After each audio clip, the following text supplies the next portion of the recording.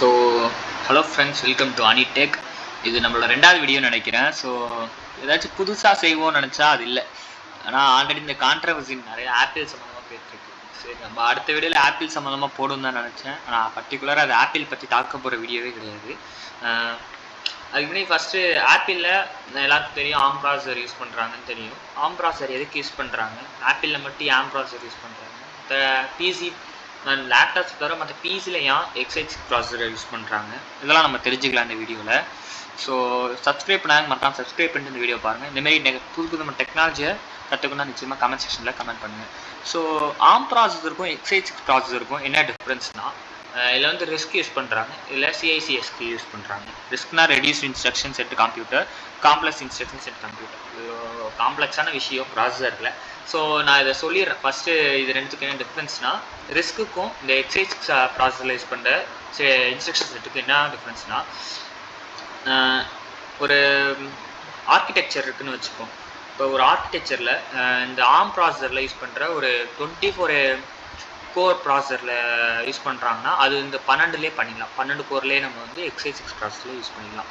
So இப்போ ஒரு addition வந்து ஆம் ப்ராசஸரில் பண்ணுறோன்னு வச்சுக்கோங்க, அதுக்கு ஒரு 4 லைன் தேவைப்படும் ப்ரோக்ராமிங். சரி, நம்ம x86 ப்ராசஸில் அந்த அதை அடிஷனை பண்ணோன்னா வெறும் ஒரு லைன்லேயே முடிச்சிடலாம். ஸோ இப்போ இந்த ஒரு லைனுக்கு தேவைப்படுற லோடு வந்து இங்கே 4 மடங்காக மாறுது. அதான் ஆம் ப்ராசஸருக்கும் x86 ப்ராசஸருக்கும் யூஸ் ஆகும். ஸோ எதுக்கு எனக்கு இந்தமாரி எப்போ தோண ஆரம்பிச்சுன்னா, என் ஃப்ரெண்டு ஒரு நாள் கேட்டான், ஏன் வந்து பிசியில் பண்ணுற ப்ராசஸரை வந்து மொபைலில் யூஸ் பண்ணுறது இல்லைன்ட்டு. ஸோ மொபைலில் வந்து நம்மளுக்கு இந்த ஆம் ப்ராசஸர் வந்து ஸ்பெசிஃபிக்காக ஒரு அப்ளிகேஷன் தான் யூஸ் பண்ண முடியும். மற்றபடி ஓவர்லோட் பண்ணுற சில அப்ளிகேஷனை நம்மளால் ரன் பண்ண முடியாது ஆம் ப்ராசஸரில்.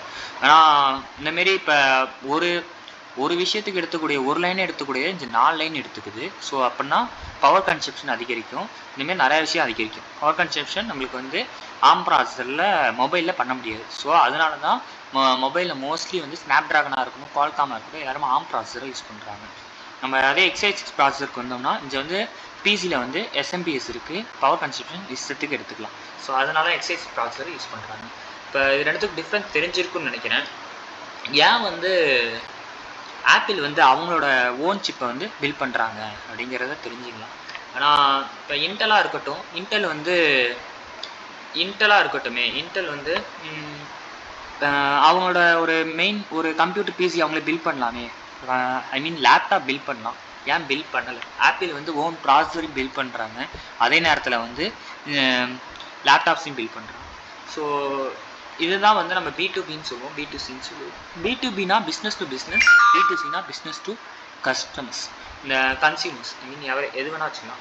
ஸோ இந்த B2Cங்கிறது தான் நம்மளோட ஆப்பிள்ஸ், B2Bங்கிறது தான் நம்ம இன்டெல் என்ன பண்ணுறாங்கன்னா ஒரு ப்ராசஸர் மேட் பண்ணி அதை வந்து மற்ற கம்பெனி விற்கிறாங்க. ஸோ இப்போ நான் வச்சுருக்கிறது டெல். இதில் வந்து இந்த இதுக்கு வந்து ப்ராசஸர் யார் கொடுத்தாங்க பார்த்தா இன்டெல். ஸோ இது வந்து டெல்லுங்கிறது ஒரு கம்பெனி, இன்டெலுங்கிறது ஒரு கம்பெனி. இது ரெண்டுத்துக்கும் ஒரு பிஸ்னஸ் நடக்கிறது B2Bன்னு சொல்கிறோம். இது B2Cங்கிறது நம்ம ஆப்பிள் வந்து ஒரு ப்ராசஸரை பில்ட் பண்ணி அந்த ப்ராசஸரை ஒரு லேப்டாப்பில் போட்டு அந்த லேப்டாப்பை வந்து கன்சியூமர் கொடுக்குறாங்க.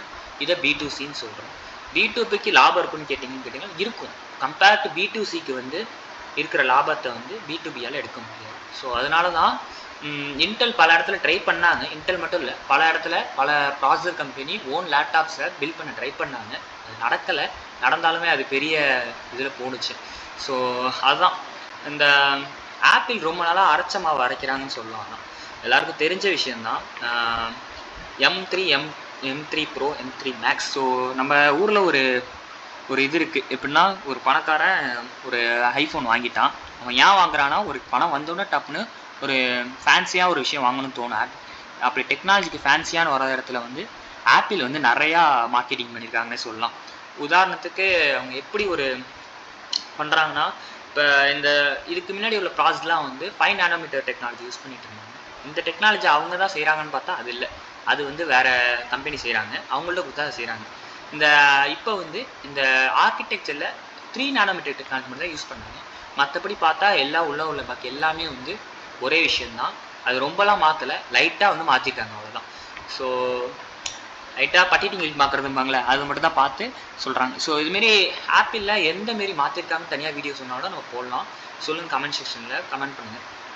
ஸோ இது மோஸ்ட்லி B2Cக்கு B2க்கும் கம்பெனிக்கு இதுதான் இப்போ இது. ஸோ அது உங்களுக்கு புரிஞ்சிருக்கும்னு நினைக்கிறேன். x86க்கும் நம்ம இந்த ரிஸ்க் ஆர்கிடெக்சருக்காக இருக்கட்டும், இல்லை காம்ப்ளெக்ஸ் இன்ஸ்ட்ரக்ஷன் செட் ஆர்கிடெக்சராக இருக்கட்டும், இது ரெண்டுத்துக்குள்ள டிஃப்ரென்ஸ் புரிஞ்சிருக்கும். ஸோ அது ஏன் யூஸ் பண்ணுறாங்கன்னா x86 ப்ராசஸர் வந்து இப்போ நம்ம x86ங்கிறது ஒரு ஓப்பன் இது ப்ராசஸர்னு சொல்லலாம். ஏன்னா நம்ம x86 ப்ராசஸர் வந்து நம்ம பிசி டெஸ்க்டாப்பாக இருக்கட்டும், எதாக இருக்கட்டும், அதில் வந்து நம்ம லினக்ஸாக இருக்கட்டும், இல்லை மேக் ஓஎஸாக இருக்கட்டும், எது வேணால் நம்ம வந்து டவுன்லோட் பண்ணி நம்ம போட்டுக்கலாம். அதே அந்த ஆர்ம் ப்ராசஸர் யூஸ் பண்ணுறாங்கல்ல மேக் ஓஎஸில், M1 M2 3 லேப்டாப்ஸில், அவங்களாம் வந்து நீங்கள் ஒன்லி மேக் சிஸ்டம் மட்டும்தான் யூஸ் பண்ண முடியும். இல்லை லினக்ஸோ விண்டோஸோ எதுவுமே நீங்கள் வந்து இன்ஸ்டால் பண்ண முடியாது.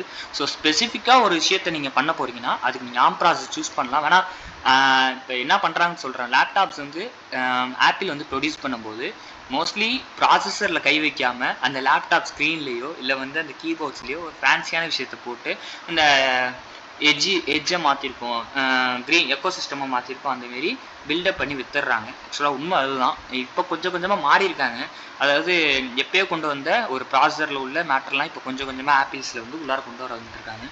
ஸோ இப்போ ஒரு ஆப்பிள் வாங்குறாங்கன்னு வச்சுக்கோ, அவங்க வந்து மோஸ்ட்லி எந்த விதமான விஷயம் செய்வாங்கன்னா, ஒரு மூவி பார்க்குறதா இருக்கட்டும், இல்லை ஒரு எடிட்டிங்லாம் அந்தளவுக்கு பண்ணுவாங்க. ஆனால் நம்ம x86 டெஸ்க்டாப்பில் பண்ணுற அளவுக்கு நம்ம பண்ண முடியாது. ஸோ அதான் கான்செப்ட். புரிஞ்சிருக்குன்னு நினைக்கிறேன்.